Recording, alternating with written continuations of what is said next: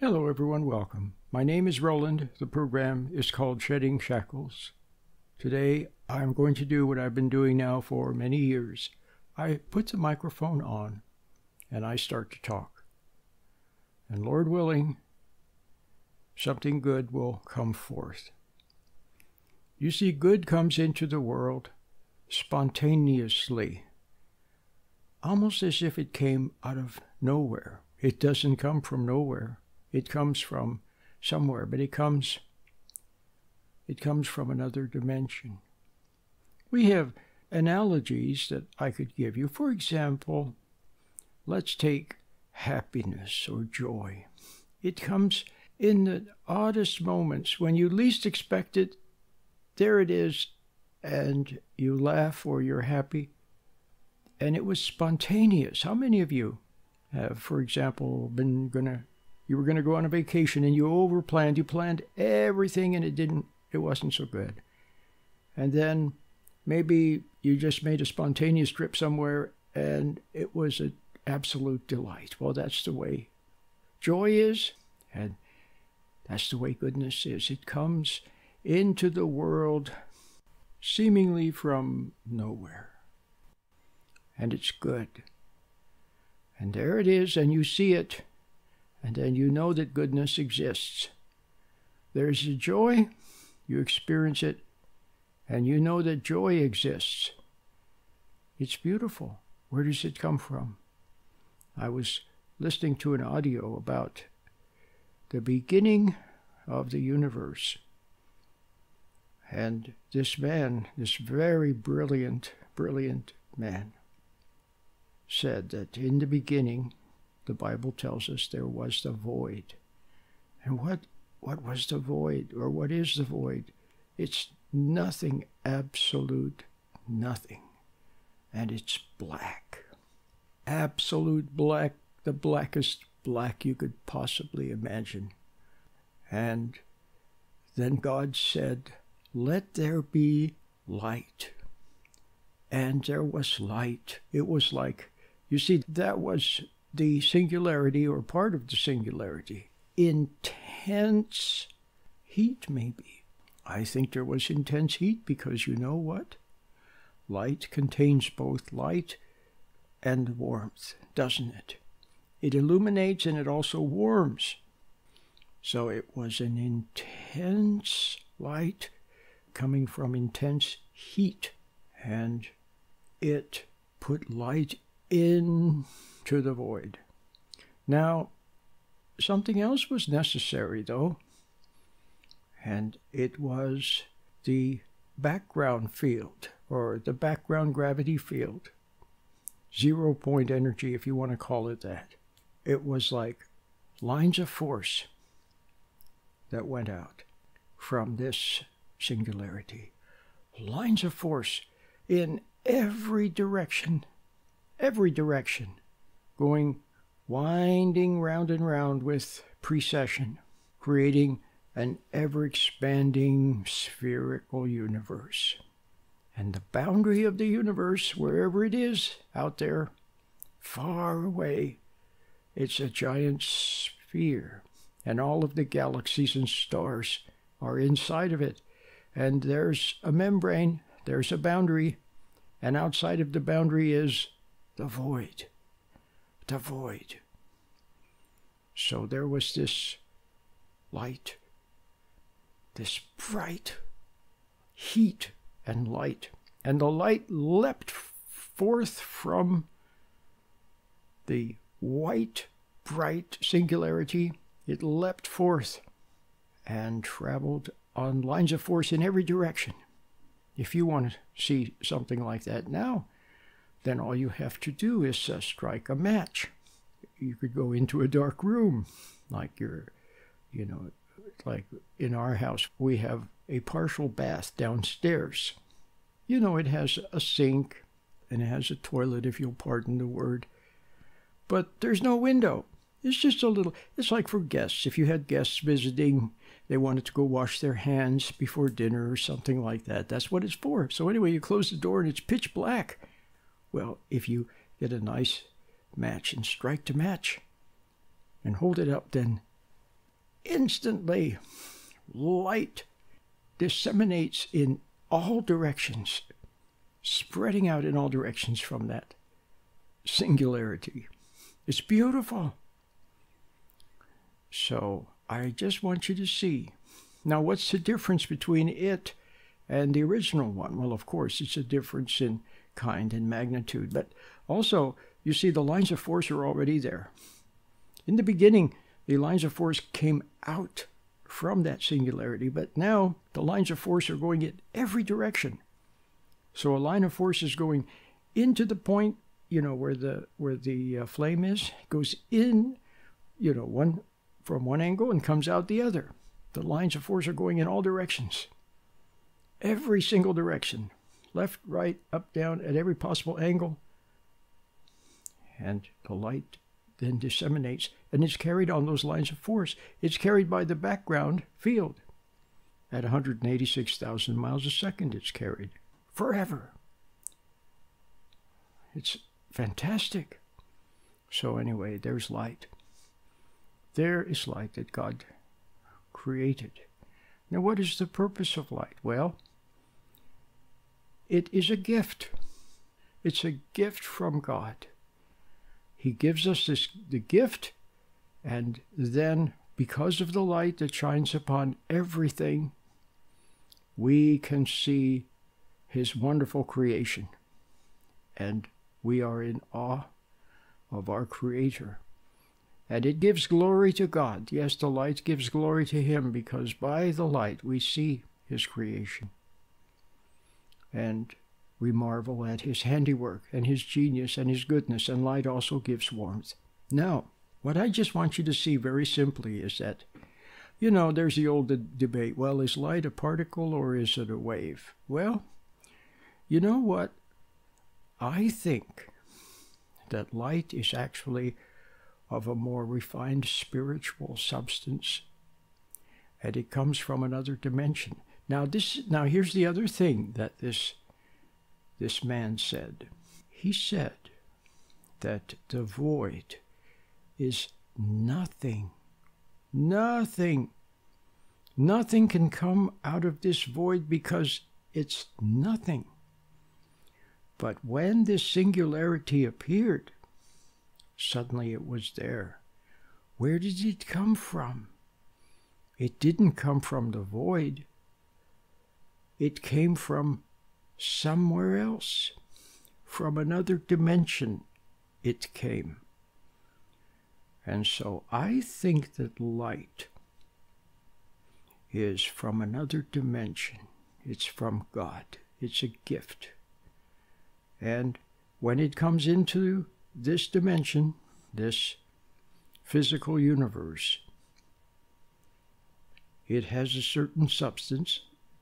It's not nothing. It's something. And so we call it a photon. But it also is carried forth.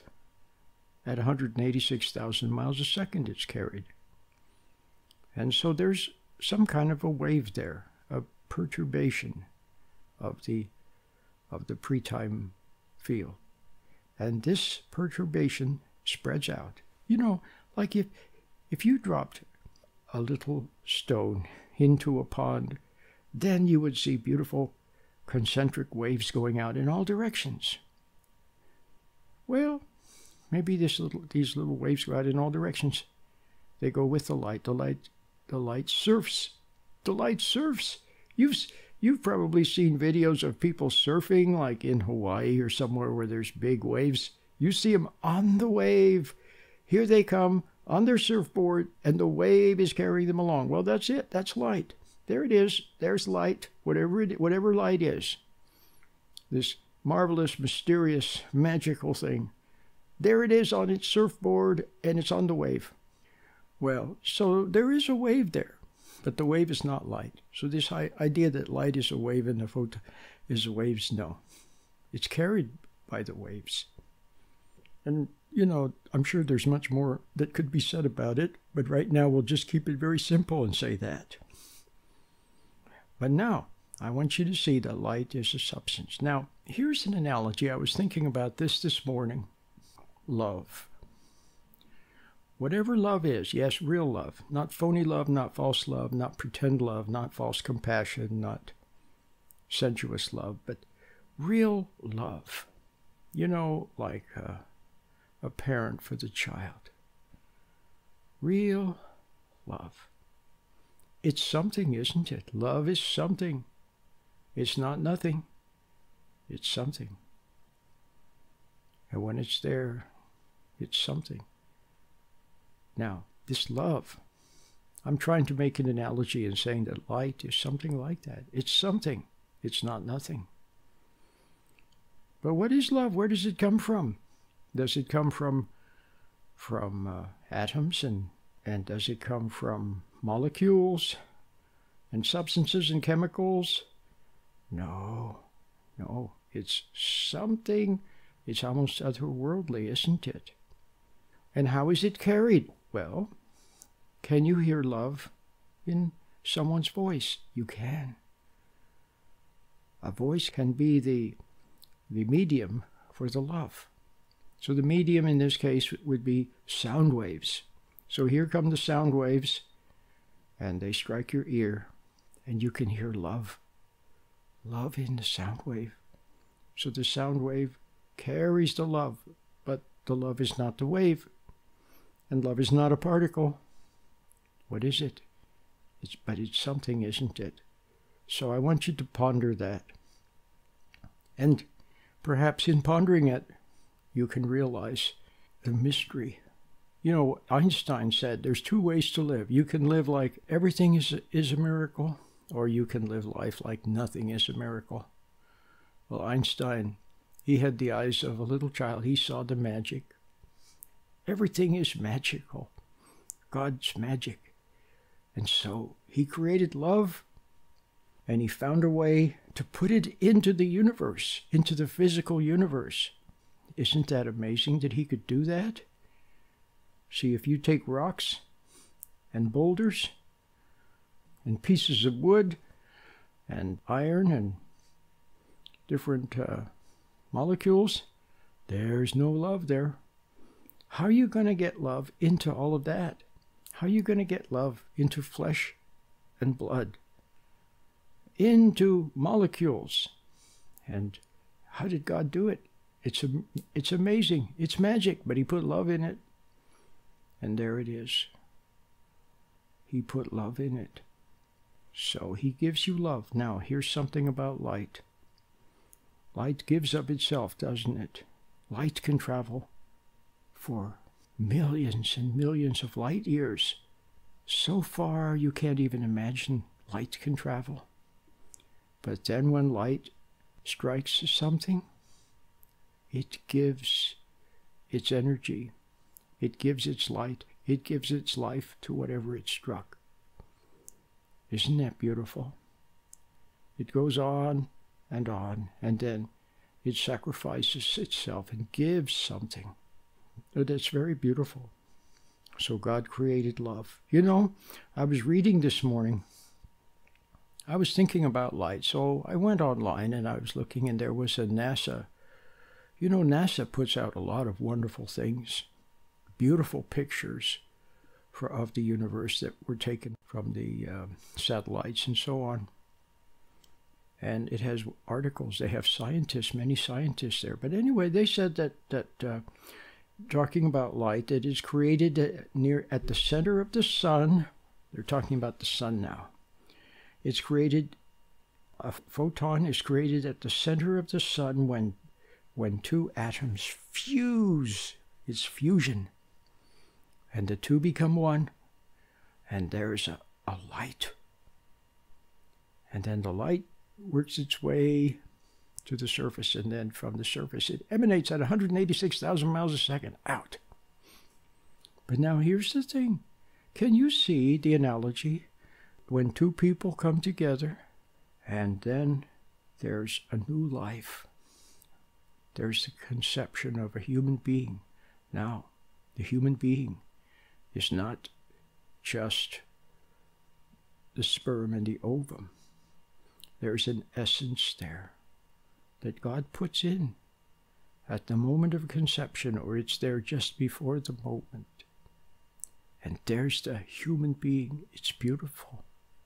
God created life, just as he creates light, the fusion of two atoms under intense pressure and heat, and suddenly there's light. And when two people come together, then suddenly there's conception and there's new life. It's very beautiful how he does these things. Well, I hope that this will get you thinking a little bit about your Creator as you go about your daily activities, driving and working and whatever you do, going for a walk, gardening, whatever you do, that you sort of have with you a little thought of your Creator and the marvel of light and of his creation. Welcome, everyone. The program is called Shedding Shackles, and this program is not going to be a big seller. You know, it's not going to have millions of listeners, but it's for a few people who appreciate something that helps to wake them up to realize. And so hopefully that's what this program will do for you. Now, I wanted to mention something about light, continue talking about light. I want you to see, look, if you go, remember I was telling you earlier about the half bath that we have downstairs? And there's no window, it's just a little half bath so the guests can wash their hands if they're visiting. So we have this little half bath. If I go in there and I close the door, then it's totally dark, okay? All right, so you close your eyes, you go into this kind of a bathroom, or you can go into your own bathroom, or you can just take, you know, if you're sitting somewhere quietly right now on your sofa or in a chair or at the office, you know, just sitting in the lunchroom or whatever. You can put your palms delicately over your eyes and cover them so it becomes dark, totally dark. In other words, no outside, you know, light is coming in. And then look at the inside of your eyelids, and what do you see? You're gonna say, well, I don't see anything. Oh, yes, you do. You see a delicate glow of light, a delicate little patterns of light, little pixels of light, probably moving around, or maybe still, but there they are. Little delicate pixels of light you can see. It's a warm glow on the inside of your eyelids. Do you know what that is?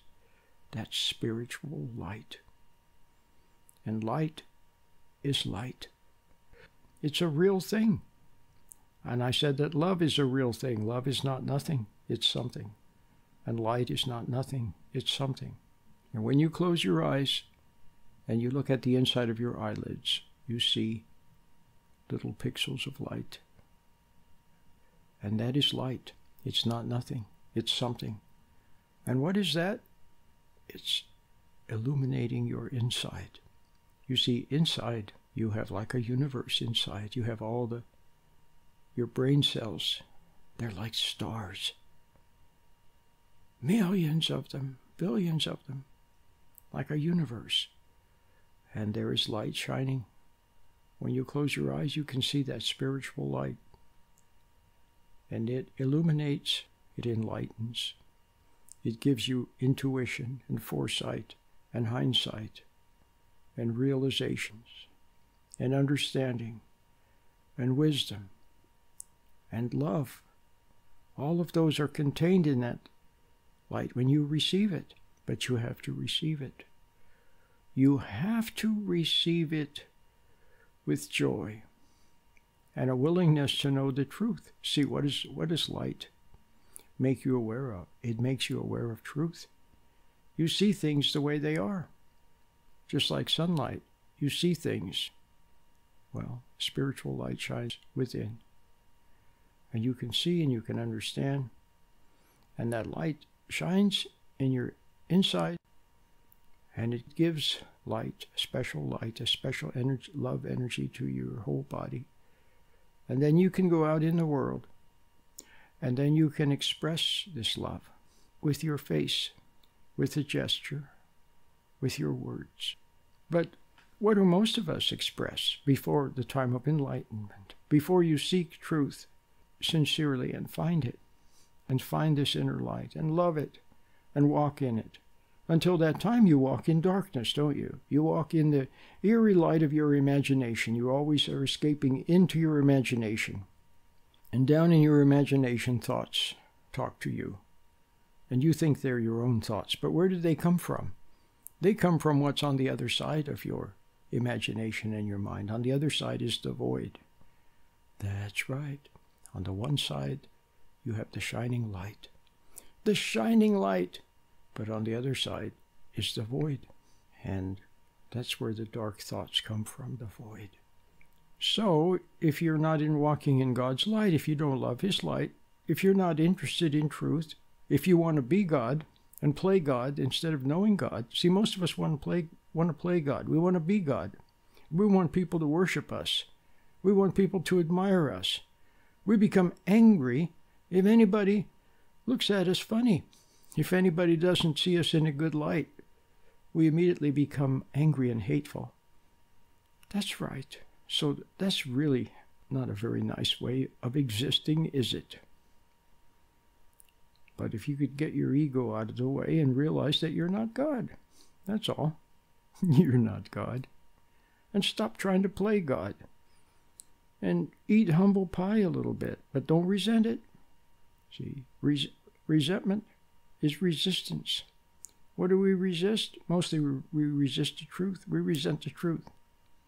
See, if somebody doesn't see you in a good light, actually what they're probably seeing is the truth. You're not that great of a person.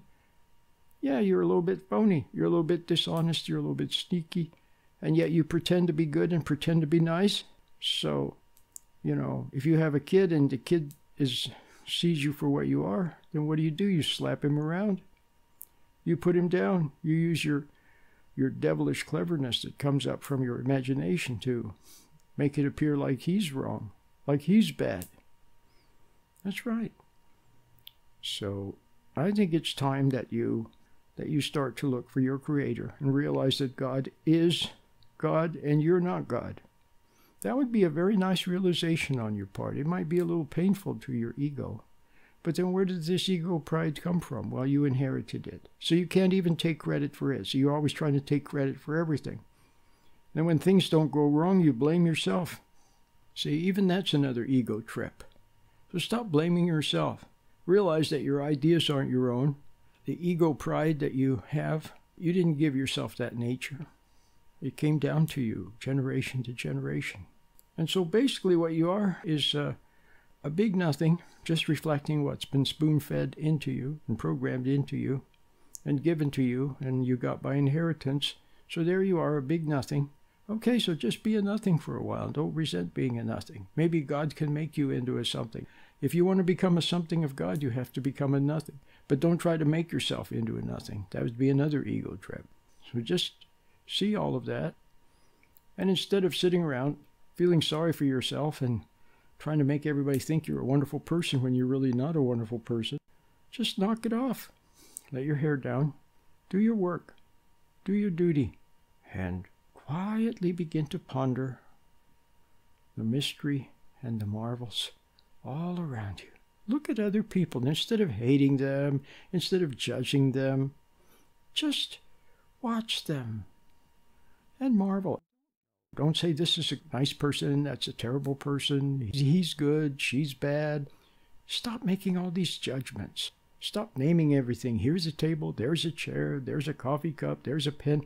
Stop trying to play God, naming everything and judging everything. Just observe, stand back, and just watch things like when you were a little child. Stop trying to be a big God controlling everything. You remember The Wizard of Oz, especially the original one with Judy Garland, remember? Do you remember toward the end of the movie, finally there was the Wizard of Oz? He stood behind this curtain and he pulled these levers and he made this big light show and sound show that scared everybody. I'm the great Wizard of Oz. And Dorothy's little dog Toto went and pulled on the curtain and pulled the curtain back, and there was this little old man pretending to be the great Wizard of Oz. He was just a little man. So that's where you've been. You've been pretending to be this great person, taking responsibility on yourself and then blaming yourself, and one ego trip after another. So just knock it off. Just go about your business. Become like a little child again. If there's something you can enjoy, enjoy it. If you see something that's kind of neat, see that it's kind of neat and enjoy it. And if something's not so good, then don't hate it, just see it. And see the clouds and the blue sky and the flowers. Have you seen this summer? I've never seen so many flowers in all my life as this summer. I think this has been one of the most wonderful springs and summers for flowers. I don't know if you agree with me, but it seems like there's more flowers, beautiful flowers blooming. So see them, appreciate them, and just enjoy them. Don't try to take a picture of them or cut them off or analyze them or name them. Just see them and appreciate them.